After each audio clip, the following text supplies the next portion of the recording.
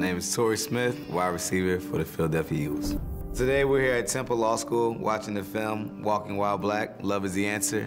It's a great film to kind of open eyes and to create great dialogue. Some of my teammates are here today, Malcolm Jenkins, Rodney McLeod, and some community leaders as well. My co-producer came up with the acronym LOVE for Learn About the Community and the People in It, Open Your Heart and having empathy for your fellow man, volunteering to be part of the solution in their life, and empowering others to do the same. Even just the saying itself, love is the answer, is huge, because you have to be able to love someone who's different than you. We've got to have real conversations.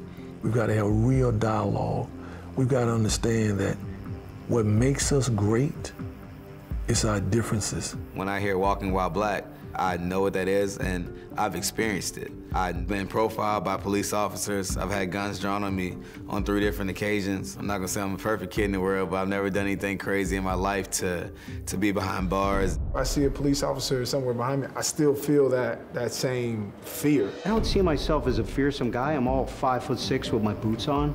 So the fact that somebody would have that perception of me bothers me. This is my life. Like, my dream job is community policing for the police department. And I did more getting lots cleaned up, tires cleaned up out of lots, getting people into rehab, keeping the lights on in people's houses and the water, and sometimes my own cops going out and pay the bills. At 17, 2 police officers stopped me. And I think I had like a trans pass and like 30 bucks. And they took that money.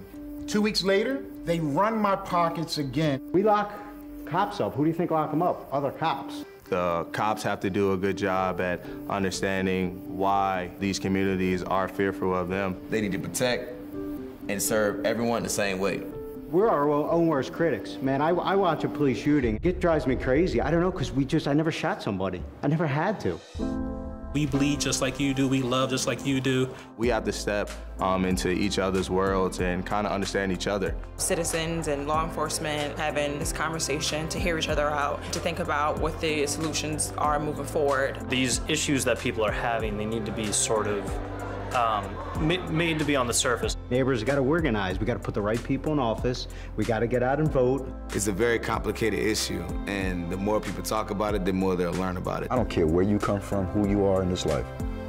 If someone could just show you some love, even in the midst of the most horrific of tragedies, healing follows. This movie is a tool that can be utilized and force us to have this dialogue so that we can begin to do it differently and produce the outcomes that are mutually beneficial to all of us. Not about choosing sides, it's about right and wrong. And as long as we keep that to the forefront, we'll be able to see the results that we want. These type of talks is to motivate people to then be empowered to actually be a part of the solution.